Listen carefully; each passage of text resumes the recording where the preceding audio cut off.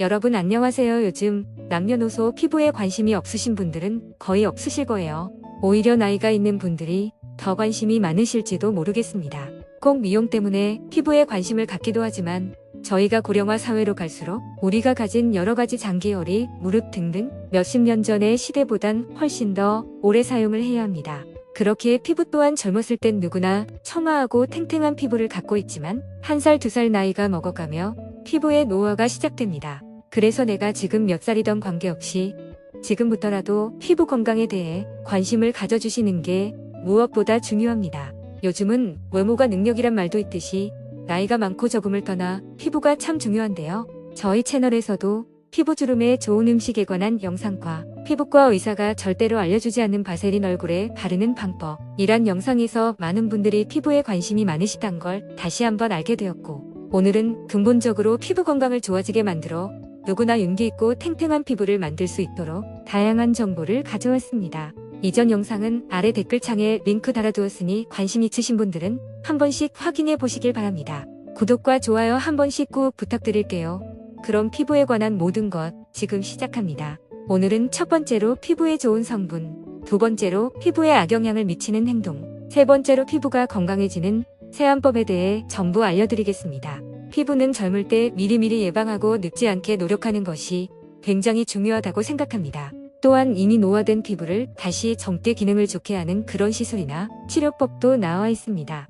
보통 여성분들의 경우는 27에서 28세를 기점으로 피부 노화가 시작되고, 남성분들은 25세부터 서서히 진행되는 피부 노화, 피부 장벽이 무너지면서 노화가 시작됩니다. 결국은 어떻게 하면 피부를 좋게 만들지의 문제가 아닙니다. 어떻게 관리하느냐가 더욱 중요한 부분입니다. 피부 노화는 나이가 들어 자연히 생기는 생리적인 노화와 햇볕으로 인해 일어나는 광노화로 나뉘는데, 그중 막을 수 있는 노화가 있습니다. 가장 중요한 것은 광노화를 막는 것입니다. 얼굴 노화의 약 거의 90% 이상이 광노화에 의한 것이라는 말이 있는 만큼 자외선 차단이 제일 중요하다고 할 수가 있습니다. 광노화를 막기 위해선 우리 피부에 관하여 자세히 아시는 게 중요합니다. 우리 몸을 보호하고 각종 호르몬과 생리물질을 생성하는 피부는 피하지방층으로 구성되어 있습니다.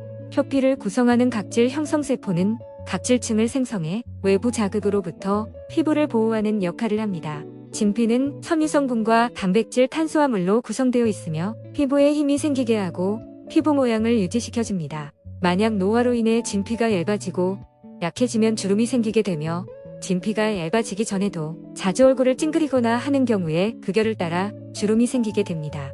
진피의 피하지방층은 우리가 섭취한 에너지 중 남은 부분을 지방 형태로 저장하는 곳으로 체온을 유지하고 필요한 경우엔 저장된 지방을 에너지원으로 사용하기도 합니다. 만약 피부가 오랜 시간 자외선을 쬐게 되면 표면에서 활성산소가 발생됩니다. 활성산소는 노화나 동맥경화, 암발병의 원인이 되기도 하는 매우 나쁜 산소입니다. 특히 활성산소에 의한 노화는 피부세포 손상이 더 크게 되면서 검버섯을 생기게 만듭니다.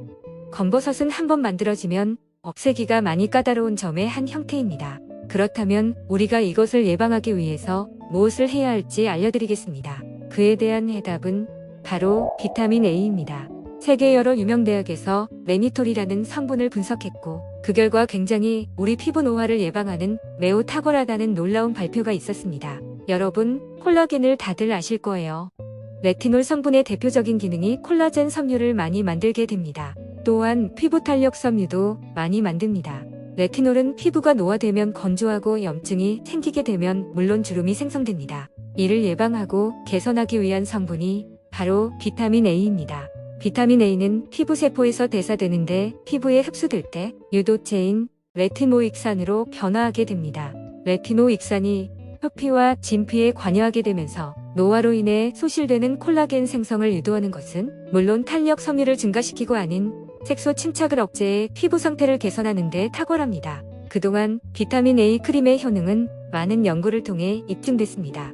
네이버에 한번 검색해보면 정말 많은 비타민 A 크림들이 나오니 한 번씩 확인해보세요. 나이가 들면 피하기 힘든 것이 바로 주름입니다. 연령이 높아질수록 피부 생성세포를 돕는 콜라겐이 감소하게 되는데, 특히 모공 주변의 콜라겐이 줄어들면서 탄력이 떨어지고 주름이 생기기 쉽습니다. 피부 탄력도는 간단한 테스트로도 알아볼 수 있습니다. 손등을 2초간 꼬집었을 때 피부의 회복 속도가 빠르면 탄력 있는 피부이고, 만약 꼬집은 후 회복 속도가 느렸다면 탄력이 떨어지는 피부 노화가 진행됐다는 증거입니다. 또한 피부 장벽이 약화되면서 자반증뿐 아니라 여러 피부염이 발생하게 피부가 건조해지면서 가려움증이 생기고, 이를 해소하기 위해 긁게 되면 피부염이 발생해 염증과 상처로 가려움은 더 심해지고 각질이 나이가 들수록 점점 많아집니다. 그렇다면 피부 노화를 예방하기 위해 나는 어떤 행동을 해야 할까요? 각질을 흔히 말하는 때타올로 박박 미시는 분들이 있습니다. 심지어 얼굴에도 말이에요. 이런 습관은 정말 피부에 안 좋으니 절대 하지 마시길 권유드립니다.